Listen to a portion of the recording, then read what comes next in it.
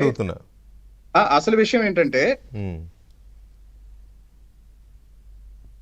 మాకు మా నియోజకవర్గాల్లో ఒక 3-4 నియోజకవర్గాలు, తిరువూరు, మైలవరం, నందిగామ, జగ్గయ్యపేట, ఉమ్, ఈ 4 నియోజకవర్గాల్లో ఆయన వీటిని ఆదాయ మార్గాలుగా మలుచుకోవాలి అనేది ఆయన టార్గెట్. ఉమ్. ఈ 4 నియోజకవర్గాల్లో అందరికన్నా రాజకీయాల్లో జూనియర్ని నేనే. ఆ, ఆయనకి అందరికన్నా ఎక్కువ సపోర్ట్ చేసింది నేనే. ఉమ్, ఆయన అందరికన్నా ఎక్కువ నెత్తిన పెట్టుకుంది నేనే. ఉమ్. తర్వాత నియోజకవర్గాల్లో కూడా ఆయనకి ఎక్కువ ఫ్రీడమ్ ఇచ్చింది నేనే. ఆయన కూడా మిమ్మల్ని నెత్తిన పెట్టుకున్నాడుగా, పెట్టుకోబట్టేగా టికెట్ ఇప్పించాడు.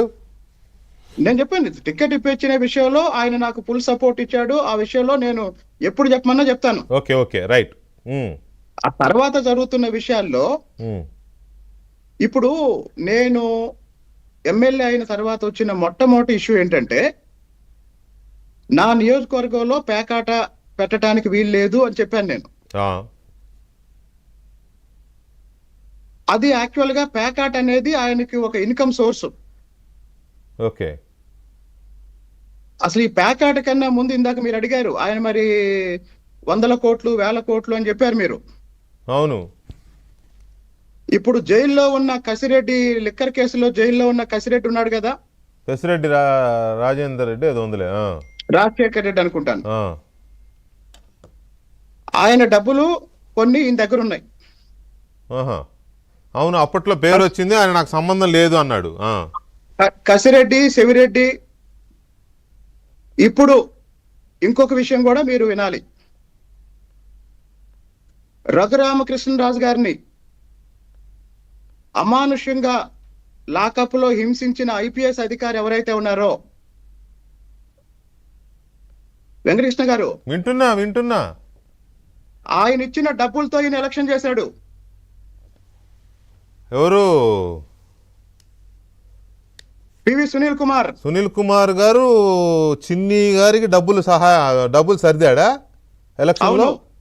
అవును. ఇంకా ఆ డబ్బుల కోసం ఈయన ఇంటి చుట్టూ తిరుగుతున్నాడు ఆయన. ఎంత? 10 కోట్లు. ఏం సార్ మీరు?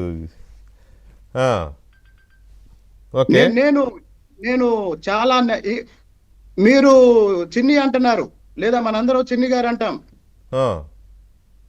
ఈయన్ని విజయవాడలో విజయవాడ విజయ మాల్యా అంటారు.